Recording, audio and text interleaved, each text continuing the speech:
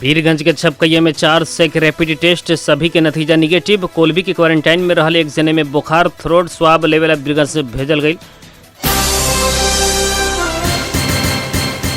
रौतहट में आंधी ब्यार से घर के छपरी उड़ैला से लाखों के क्षति, 12 परसा रौतहट के 60 किलोमीटर सीमा क्षेत्र में सुरक्षा व्यवस्था कड़ा।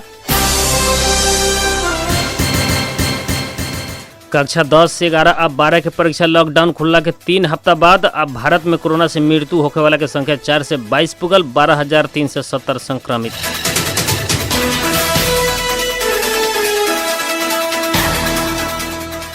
बारा जिला के सिमरौनगढ़ स्थित रेडियो बादल 89 मेगाहर्ट्ज तथा इंटरनेट ऑनलाइन के www.radiobadal.com आ हमरो पात्रों में दुनिया भर के साथ प्रसारण हो रहा बादल खबर में स्वागत करता नहीं हम नूर आलम बादशाह। अब खबर विस्तार में। वीरगंज के छपकैया में 4 से जने के रैपिड टेस्ट कल गईला में सभी के नतीजा निगेटिव आयल बाटे। स्वास्थ्य मंत्रालय से आज कल नियमित पत्रकार सम्मेलन में उक्त जानकारी करावल गई बाटे। मंत्रालय के प्रवक्ता डॉक्टर विकास देकोड़ा से छपकैया में भइल 4 से जने के रैपिड टेस्ट में सभी के नतीजा निगेटिव आयल बतैले बानी। छपकैया स्थित मस्जिद में रहल 3 भारतीय में कोरोना के संक्रमण देखल गई रहे। ऐसे ही सरकार से रोगी ले जाए वाला रेड क्रॉस सोसाइटी संगे भइल आ 100 सैया भइल निजी अस्पताल के एम्बुलेंस के समेत केंद्रीय नेटवर्क में जोड़े के निर्णय भइल बाटे। ई एम्बुलेंस के सेवा के खातिर 102 नंबर में फोन कइल जा सकता। आपूर्ति व्यवस्थापन बारे हरेक के विषय के दोपहरिया 2 बजे से 3 बजे तक बैठे के निर्णय भी भइले। स्वास्थ्य मंत्रालय के प्रवक्ता डॉक्टर विकास देकोटा जानकारी देनी। भारत से आयल कोलभी नगर पालिका के एक व्यक्ति के स्वाब संकलन के खातिर नारायणी अस्पताल वीरगंज में भेजल गई बाटे। मुस्लिम समुदाय के उक्त व्यक्ति में उच्च बुखार आइला बाद कोलभी नगर पालिका से निर्माण कल गई क्वारंटाइन में भरना करके बीतल चैत 28 गते स्वास्थ्य परीक्षण कैले रहे।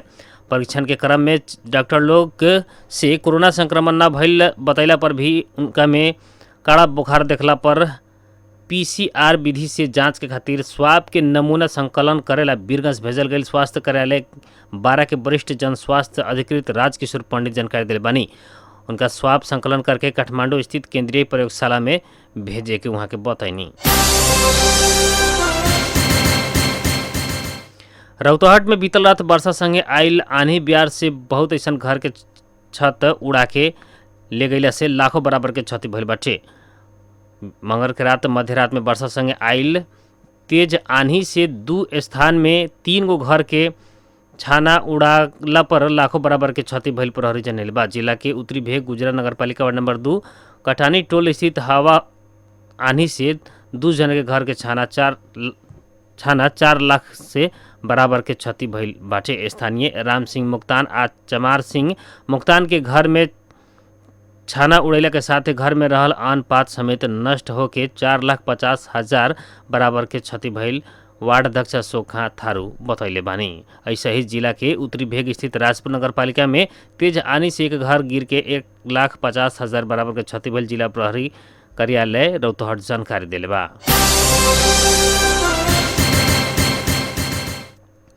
प्रदेश 2 के मुख्यमंत्री लाल बाबू राउत बैसाख 2 गते से वीरगंज में कोरोना परीक्षण होके के घोषणा कैला पर भी अभी तक हफ्ता तक संभव न होके के देखल गई बाटे। नया वर्ष के अवसर में शुभकामना संदेश देते मुख्यमंत्री राउत बैसाख 2 गते मंगल के दिन से वीरगंज में ही कोरोना परीक्षण होके के बतैल रहनी। बीफे तक भी नारायणी अस्पताल वीरगंज में कोरोना परीक्षण करे वाला प्रयोगशाला के खातिर आवश्यक पड़े वाला PCR मशीन जड़ान भइल नइखे। प्रदेश 2 सरकार से वीरगंज के उपलब्ध करावल कहल गई PCR मशीन कह के बीतल रात आ पहुँचल अस्पताल के अधिकारी लोग बतैले बा, लेकिन अन्य उपकरण सब न भइले से तत्काल कोरोना संक्रमण परीक्षण करे के ना मिली अधिकारी लोग बतैले बानी। रौतहट जिला के कटहरिया नगर पालिका भर में धमाधम राहत वितरण शुरू भइल बाटे। नगर पालिका के वार्ड नंबर 8 पिपरा पोखरिया में राहत वितरण कल गई बाटे। विश्वव्यापी महामारी के रूप में फैल रहल कोरोना वायरस के कारण नेपाल सरकार से घोषणा कल लॉकडाउन के कारण दैनिक जलादारी करे वाला एकदम विपन्न गरीब परिवार के समस्या हो रहल बेरिया नगर पालिका के सहयोग से वार्ड में राहत वितरण कल गई बाटे। प्रति परिवार राहत स्वरूप चावल 25 किलो, दाल 2 किलो, नून 2 किलो पैकेट, आलू 4 किलो, प्याज 1 किलो, साबुन 4 पीस, खाए वाला तेल 2 लीटर वितरण कल गई। वार्ड सचिव जयराम साहब बताइनी पिपरा पोखरिया टोल में 200 जने मध्य 1 से 25 जने के राहत वितरण कल गई। आज वार्ड के बलुआ टोल में बाकी रहल राहत वितरण करे के वार्ड अध्यक्ष नवद राय यादव जानकारी दिले बानी। ई अवसर में वार्ड स्तरीय विपद व्यवस्थापन समिति के नेकपा प्रतिनिधि राधा मोहन यादव, सशस्त्र बेस कैंप के प्रतिनिधि ई प्रका कटहरिया के प्रतिनिधि, शिक्षक प्रतिनिधि विनोद यादव, भुवनेश्वर यादव, सुखल यादव सहित व्यक्ति लोग के उपस्थिति रहल रवि रंजन यादव जानकारी दिले बानी। वीरगंज महानगर पालिका के मेयर विजय कुमार सरावगी के निजी प्रेस संयोजक अनिल कुमार तिवारी राजीनामा दिले बानी। तिवारी से आज उक्त पद से राजीनामा दिल गई बतैले बानी।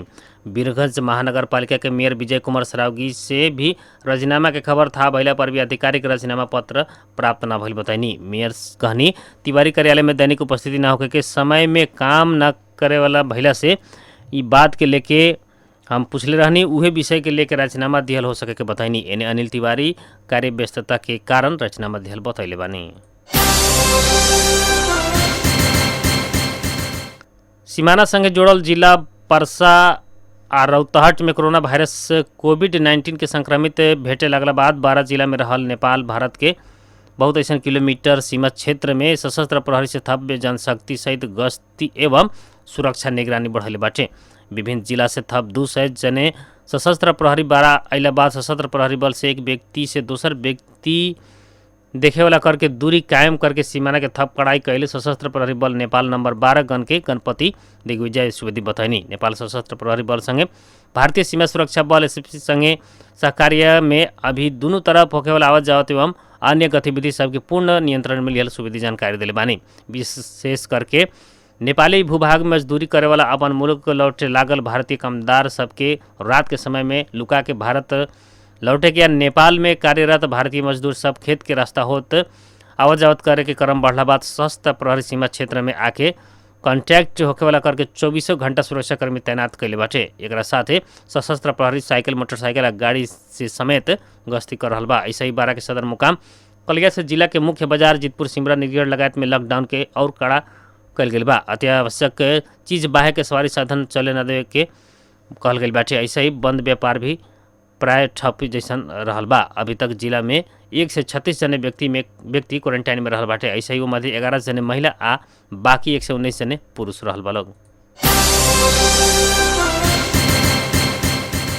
तेज आनी आ पथल संगे आयल बेमौसमी वर्षा के कारण रौतहट स्थित ईटा उत्पादन व्यवसायी सबके करोड़ बराबर के क्षति भइल बाटे। आंधी बिहार संगे बीतल रात आज से सवेरे पड़ल मुसलधार वर्षा के कारण जिला के दक्षिण भेग में रहल दर्जनों ईटा भाटा में कांच ईटा गल के करोड़ के क्षति भइल बाटे। जिला के उत्तर पश्चिमी भेग के तुलना में दक्षिण तरफ भारी पानी पड़ला से गौर, राजपुर, यमुनामाई, बोधिमाई लगायत के स्थानीय तह में रहल दर्जनों ईटा चिमनी में सुखा के पकावे खातिर रखल गई कांच ईटा गल के करोड़ के क्षति भइल ईटा उत्पादक व्यवसायी संघ रौतहट के अध्यक्ष राम विनोद शाह बतैले बानी।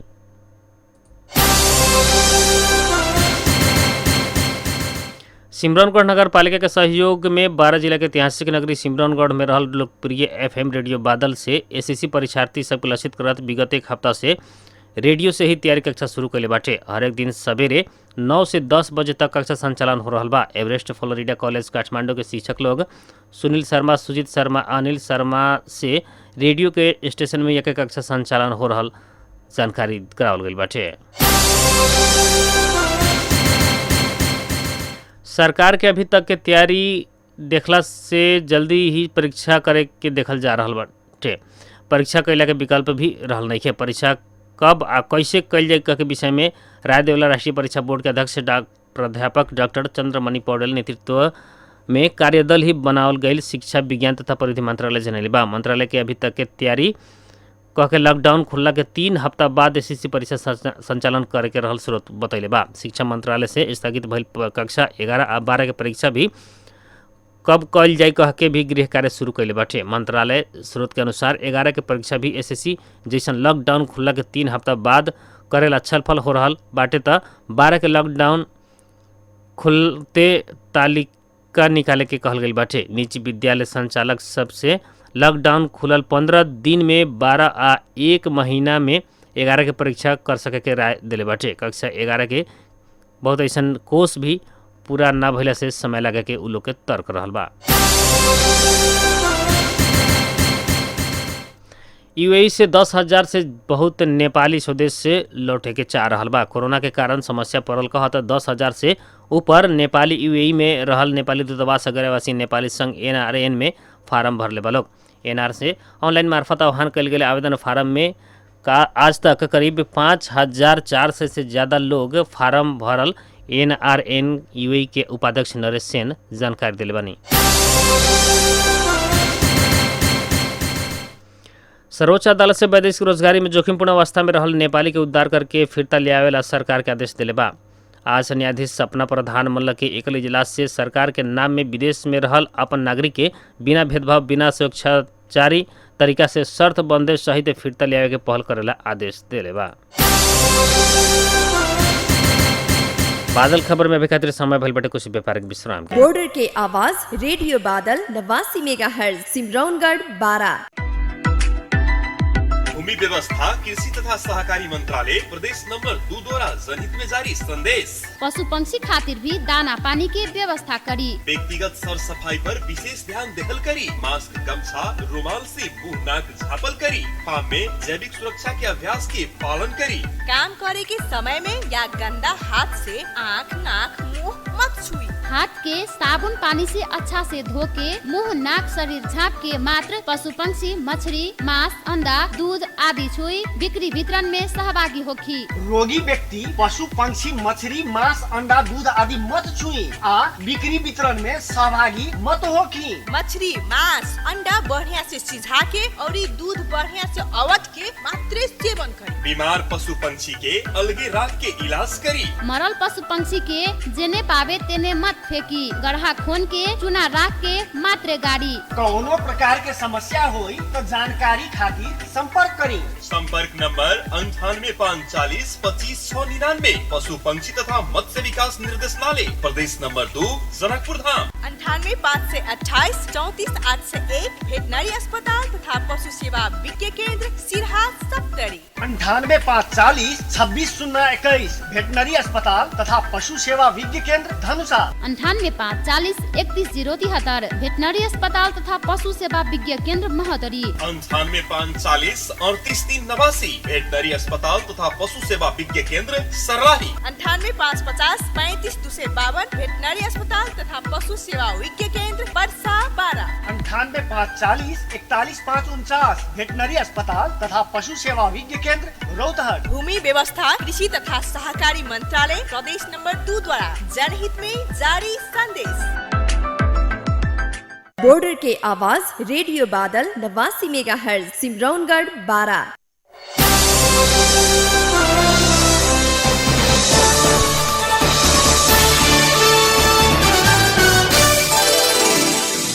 विश्राम के बाद बादल खबर में फिर से स्वागत बाटे। अब बाकी के खबर। बिहार बोर्ड 3 मई तक मैट्रिक परीक्षा 2020 की उत्तर पुस्तिका के मूल्यांकन कार्य के स्थगित कर दिले बाटे। बोर्ड अध्यक्ष आनंद किशोर बताइनी कि कोरोना महामारी के कारण लॉकडाउन के लेके ई निर्णय लिहल गइल बा। जानकारी होखे कि पहले मैट्रिक परीक्षा के उत्तर पुस्तिका के मूल्यांकन कार्य 14 अप्रैल तक स्थगित कल गेल रहे, लेकिन लॉकडाउन बढ़ा दिया गया बाटे। ई कारण 3 मई के बाद मूल्यांकन शुरू कल जाई। एकर जानकारी सभी जिला शिक्षा पदाधिकारी आ केंद्र निर्देशक के पत्र के माध्यम से जानकारी दिहल गई बाटे।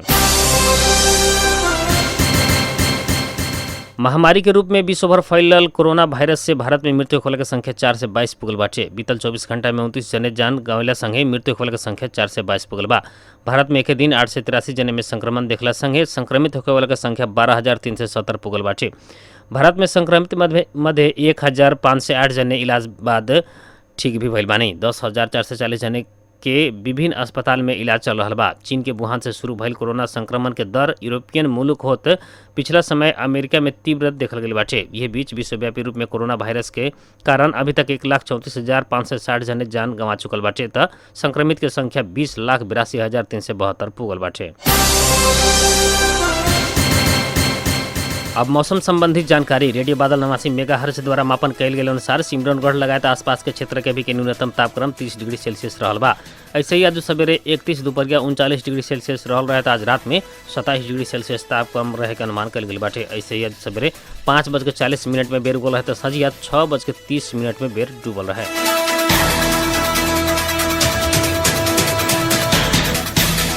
आज के खातिर बादल खबर इतने, जाते जाते प्रमुख खबर एक बार फिर से। वीरगंज के छपकैया में 400 के रैपिड टेस्ट, सभी के नतीजा निगेटिव। कोलबी के क्वारंटाइन में रहल एक जने में बुखार, थ्रोट स्वाब लेवल वीरगंज भेजल गई।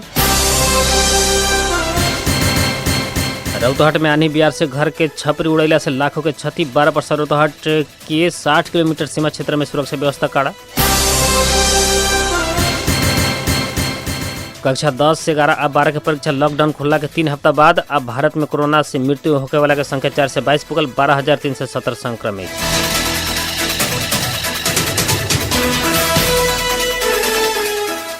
बारह जिला के सिमरौनगढ़ स्थित रेडियो बादल 89 मेगाहर्ट्ज तथा इंटरनेट ऑनलाइन के www.radiobadal.com हमारे पात्रों में दुनिया भर के साथ प्रसारण हो रहा। बादल खबर से प्राविधिक मित्र रुस्तम सहित हम नूर आलम बादशाह के विदा दी। नमस्कार।